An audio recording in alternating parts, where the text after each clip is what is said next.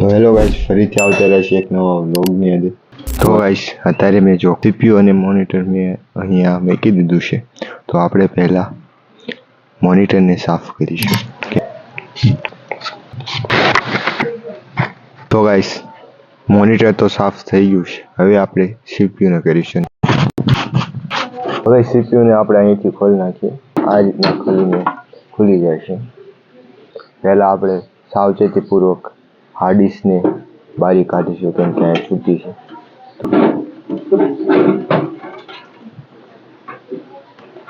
આ 1 TB ની એક હાર્ડ ડિસ્ક.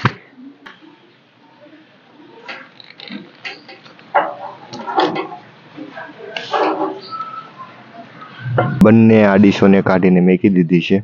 પહેલા આપણે સાવચેતીથી હાર્ડ ડિસ્કને સાફ કરી દઈએ. તો ગાઈસ, જેને ન ખબર હોય એને કહી દો કે આ રેમ છે. 4 GB ની રેમ છે. તો આને પહેલા સાફ કરી દઈએ.